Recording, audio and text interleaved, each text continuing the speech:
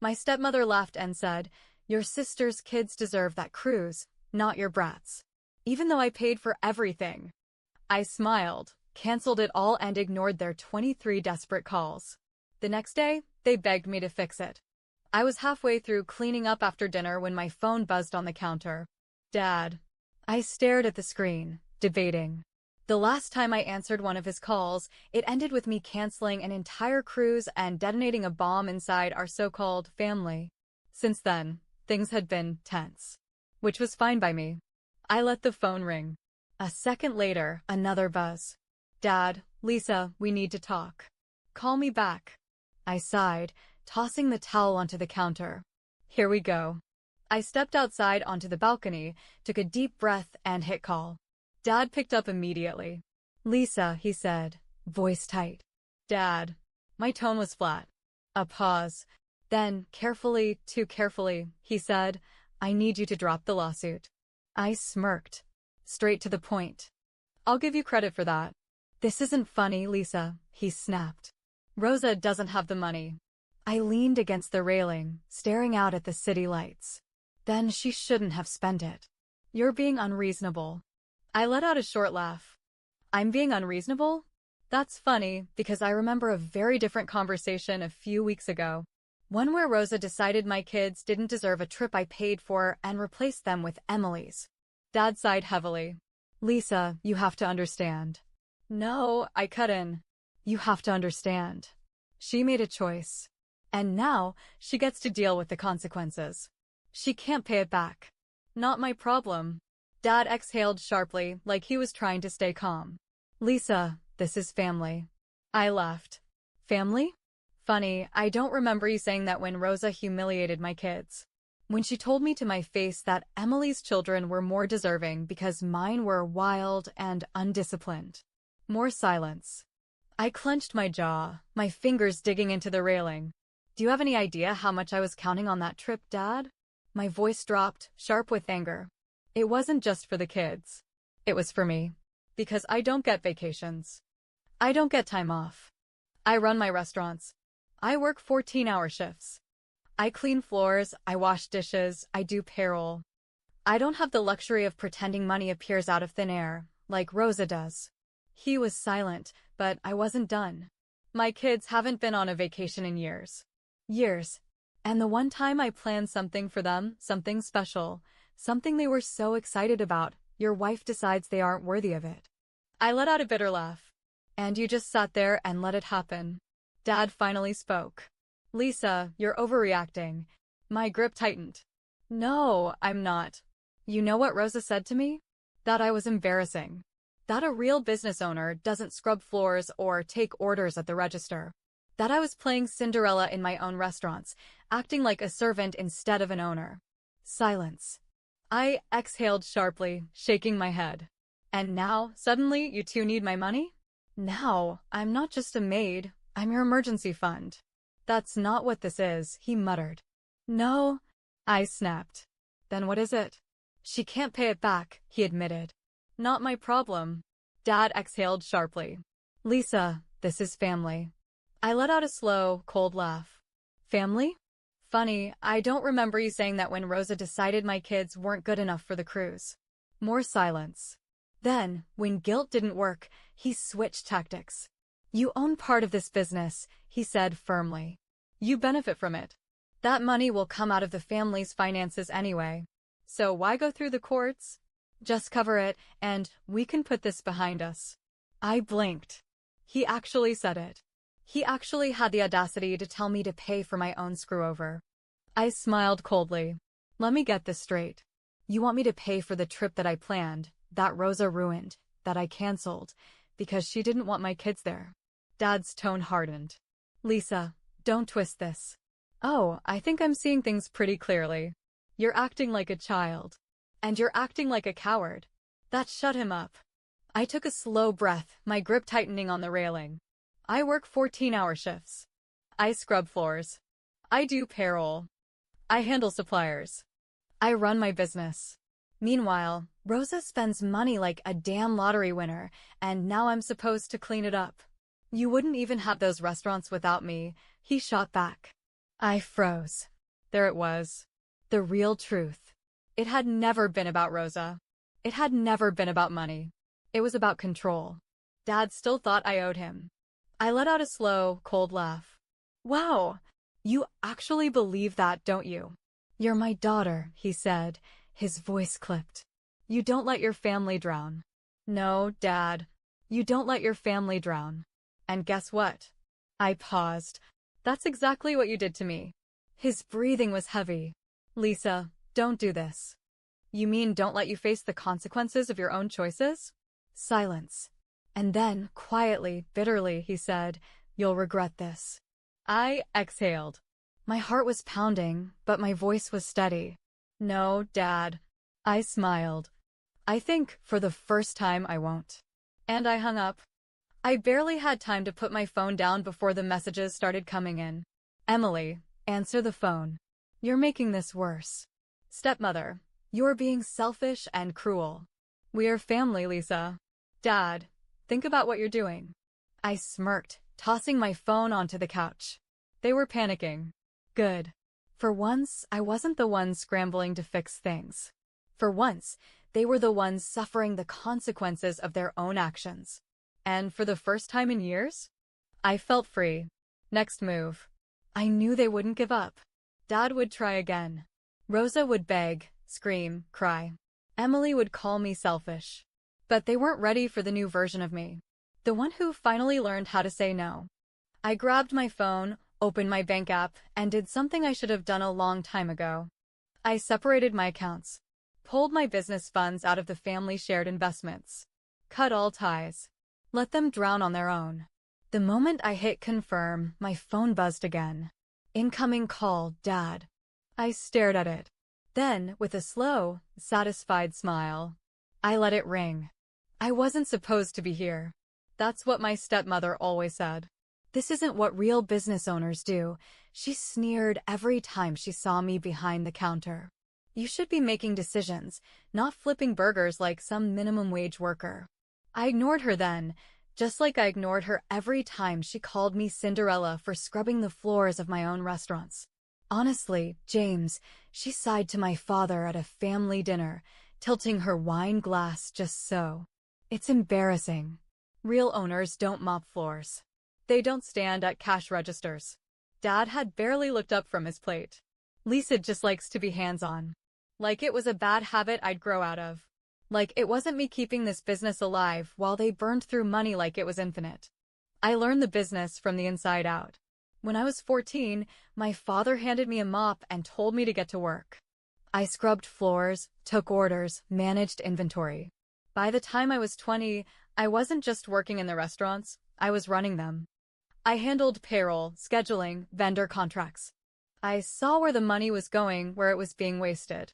And I saw what Rosa was doing. She convinced Dad she was some kind of financial genius. That her investments would expand the family empire. Luxury salons. High-end boutiques.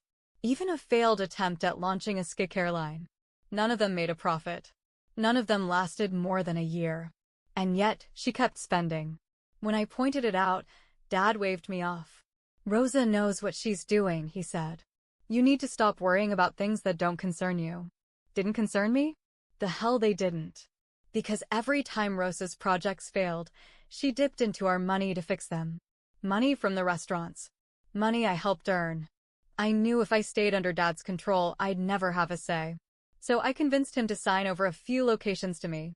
Just a handful of restaurants, away from Rosa's reach. I told him I wanted independence, that I wanted to prove myself. He agreed, not because he believed in me, but because he assumed I'd fail and come crawling back. He underestimated me. While Rosa was flushing money down the drain, I was making mine grow. I ran my restaurants my way, efficient, lean, focused on quality. I worked alongside my employees, treated them like people, not numbers. And in return, they helped me build something stable, something untouchable. Rosa hated it. You look like one of them, she spat once, when she saw me mopping the floor after a long shift. No one respects a businesswoman who acts like a servant. Emily laughed. You know what she reminds me of? That Disney movie. What was it called? She snapped her fingers. Right, Cinderella. That became my nickname after that. Not affectionately. Not as a joke. A constant, biting insult. Poor Lisa, covered in grease. Poor Lisa, still playing waitress in her own restaurants. Dad never defended me. Never told them to stop. And yet, when everything went to hell, when Rosa drained the family dry, when they needed bailing out, suddenly, I was good enough. Suddenly, I was useful. I thought about all of this as I stared at Dad's last message. Dad, think about what you're doing. If you push this, you'll destroy our family. I closed my eyes, exhaling slowly. Our family had been destroyed a long time ago. They just didn't realize it yet. I had spent years bending over backward to prove my worth, to show them that I deserved a seat at the table. But the truth was, they were never going to give me one. So I was done waiting. I was reviewing payroll reports when my restaurant manager stormed into the office, face flushed with frustration. "You're not gonna like this," she huffed, crossing her arms. "Some guy in a suit just walked in, says he's here for a corporate audit." I frowned, setting my laptop aside. "Corporate?" That's what he said. "Claims he's here to check compliance with franchise standards." I leaned back in my chair, exhaling slowly. So, that's their move. The restaurants were mine, but they still operated under my father's brand. When I convinced him to sign them over, I thought I was securing my independence. What I hadn't fully accounted for was that the name still belonged to him. And now, he was using it as a weapon. "Where is he?" I asked, standing up. "Lobby." Giving the staff a hard time. I adjusted my blazer and walked out, already bracing for the next fight. A man in a neatly pressed suit stood near the registers, flipping through a clipboard with exaggerated importance. He barely glanced up as I approached. "Can I help you?" I asked coolly. He spared me a look. "Are you the owner?" "I am." "Good. I'm here on behalf of the corporate office," he said, as if that meant anything to me. "Routine audit. We need access to your financial records, supply chain data, and employee performance reports." I smiled tightly. "You mean my confidential financial records? The ones corporate has no legal right to see." He hesitated. "As a franchisee, you're required to comply with brand standards. We're simply verifying." "You're verifying nothing," I interrupted. "Because this isn't a financial audit. This is a stunt." He straightened his posture, clearly not expecting resistance. "If your operations are compliant, you shouldn't have an issue cooperating." I took a step forward, lowering my voice. "Let's cut the act. You were sent here by my father, and we both know it. So let me save you some time. My paperwork is in order, my suppliers are vetted, and every health and safety regulation is met. There is nothing for you to find." His lips pressed into a thin line. "Refusing an audit can have consequences." I let out a short laugh. "Threatening a business owner without legal grounds can have consequences too. Would you like my lawyer's number?" Silence. Then, after an awkward pause, he muttered, "I'll be reporting this to corporate." "You do that." I watched as he turned on his heel and left, the weight of failure heavy on his shoulders. The second he was out the door, my manager whistled low. "You sent him packing." I exhaled, shaking off the tension. This was just the first shot. Because I knew Rosa. And I knew my father. They weren't done. They were just getting started. The attack. By the next morning, it was clear they were escalating. A wave of bad reviews hit my restaurants overnight, fake complaints about cleanliness, rude staff, even accusations of food poisoning. A local food blogger, one I knew had ties to Rosa, suddenly posted a scathing article about how my locations had fallen in quality. And then came the legal threats. An official letter from corporate arrived, outlining a potential breach of franchise agreement due to failure to cooperate with a compliance audit. I read the letter twice, then laughed. "Oh, they're really trying," I muttered, tossing it onto my desk. They wanted to scare me into backing down. They wanted me to beg. Instead, I picked up my phone and called my lawyer. "It's time," I said simply. "Time for what?" "To remind them that I don't need their name to win." Rosa always believed she was untouchable. That she could spend whatever she wanted, manipulate whoever she wanted, and no one would ever stop her. She thought my father would always defend her, that I would always give in. But this time, she had made a mistake. And it became clear the moment she received a court summons, a lawsuit demanding the return of the $12,000 she stole from me. The reaction was immediate. First, the frantic calls. Then, the raging texts. Are you seriously taking this to court? Over nothing? This is embarrassing, Lisa. You're humiliating the family. Fix this now. I ignored every single one. Then came Emily, always trying to play mediator. Mom is losing her mind. Dad's furious. Are you really doing this? Lisa, come on. It's $12K. You're blowing this out of proportion. That one made me laugh. $12,000. Pocket change, according to them. But if it was so insignificant, why couldn't Rosa pay it back? Because there was nothing left. She had spent everything. And soon, the entire world was going to find out just how bad things really were. The courtroom showdown wasn't dramatic. It wasn't even long. Rosa arrived with my father by her side, looking as put together as ever, perfect hair, expensive jewelry, designer handbag. A woman who wanted to look rich, even when she was drowning. Her lawyer tried to argue that the money wasn't stolen, that it had been reallocated for a family matter. My lawyer responded with one simple question. If it was for a family matter, then why was Lisa never informed? Silence. The judge ruled in my favor. Rosa had 30 days to pay me back or face additional legal consequences. Simple. Clean. Devastating. Because now? People were talking. The restaurant staff whispered. Investors asked questions. The illusion of wealth Rosa had spent years maintaining was cracking open for everyone to see. And then came the final blow. 2 days after the hearing, my phone rang. Dad. I almost didn't answer, but something told me I should. The moment I picked up, I heard it, panic. Lisa. His voice was strained. We need to talk. I said nothing. He exhaled shakily. It's about the money. I smirked. Let me guess. Rosa doesn't have it. Silence. A long, heavy silence.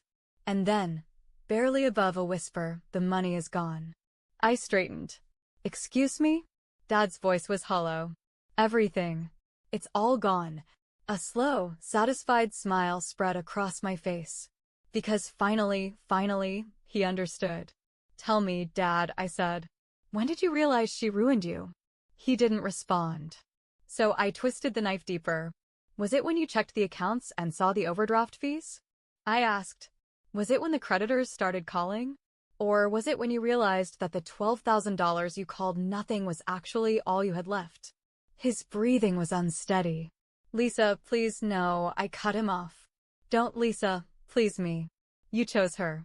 You let her control everything. You let her ruin everything. He inhaled sharply. I don't know how to fix this. That's not my problem, I said coldly. A long silence stretched between us. And then, finally, his voice cracked. She's leaving. I blinked. What? She's leaving me, he admitted, sounding like he could barely believe it himself. Now that the money is gone, she's packing her things. I closed my eyes and let that sink in. The woman he had defended. The woman he had chosen over me time and time again. The woman who had used him up, drained him dry, and now, finally, when there was nothing left to take, she was walking away. I let out a quiet laugh. Well, I guess now you know how it feels. He flinched. I could hear it through the phone. Lisa, he whispered. What do I do? I tilted my head, thinking. And then, slowly, deliberately, I said, you deal with the consequences of your choices. And I hung up. I used to think that no matter how much my family used me, no matter how many times they took advantage of my generosity, I would always be tethered to them. That blood meant something. That loyalty mattered.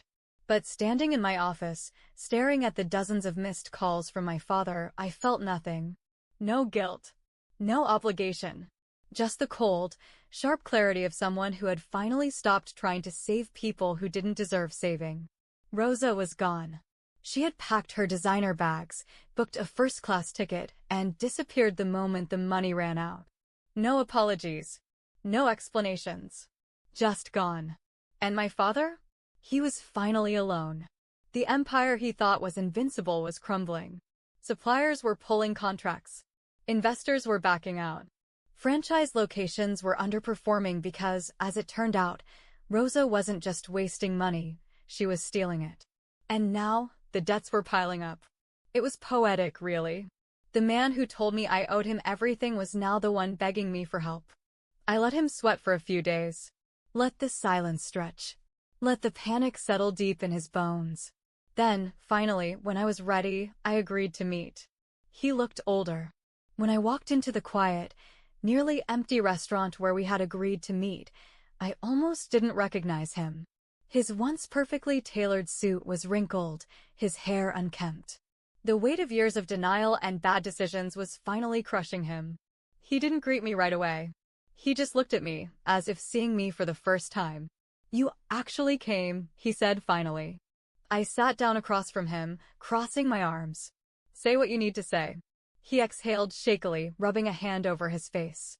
"Lisa, I don't know what to do." I didn't respond. He swallowed. "The business is failing. Investors are backing out. We owe money, a lot of money. Rosa, she left me with nothing." His voice cracked. I need your help." I tilted my head.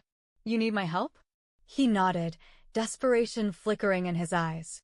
"Lisa, I made mistakes. I trusted the wrong person. I should have seen it sooner. But I can fix this. I just need you to come back. You still have the restaurants. You know how to run things. If we work together, we can save what's left." I let his words hang in the air, let him feel the weight of what he was asking. Then I smiled.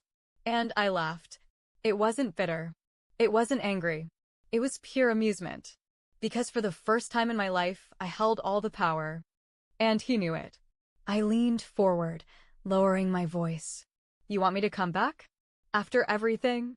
I shook my head, still smiling. "Let me remind you of something, Dad. I tried to warn you. I told you Rosa was using you. I told you the business was in trouble. I told you to take control before it was too late." My smile faded.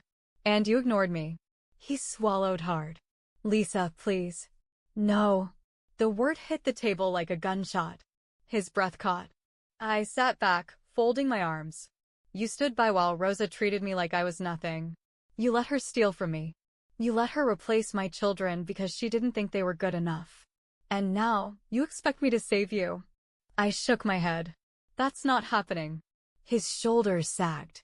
"Lisa, I don't have anyone else." I stared at him for a long moment. Then, finally, I gave him the truth. "You never had me." The realization hit him hard. I saw it in his eyes. The moment he understood that he had lost, not just the business, not just the money, but me. Forever. I stood, smoothing down my blazer. "I'm starting something new. A brand that doesn't have your name on it. That doesn't come with your baggage." I smiled coldly. "And I'm going to make it bigger than anything you ever built." He looked up at me, helpless. "So that's it?" "That's it." I turned to leave, but just before I walked away, I paused. And without looking back, I said, "You deal with the consequences of your choices." Then I walked out. And this time, I never looked back. Update. Months later, I stood in front of my newest restaurant, watching the final touches go up. A new name. A new brand. Mine. I had done it. I had built something for myself. Something that no one could take from me. And as I stepped through the doors, the past finally fading behind me, I realized something. I wasn't just free. I had one. Update. Do I regret it? Not for a second. A lot of you asked if I regret taking things this far, if I feel guilty, if cutting my father off was too much. The short answer? No. The long answer? I always knew Rosa was stealing. What I didn't know was just how deep the damage went, that she had drained everything, that my father was hanging by a thread. I thought I was fighting over a vacation. Turns out, that cruise flipped our lives 360 degrees, and honestly, I'm glad it did. That being said, not everything is perfect. My kids miss their grandfather. And despite everything, I do feel bad for him. He lost everything, and for the first time, I wonder, Maybe he didn't deserve to lose everyone, too. I don't know if reconciliation is possible. I don't know if I want it. But maybe one day I'll find out. Until then, I'm just enjoying my new life, my new business, and my new freedom. And that Reddit is a win.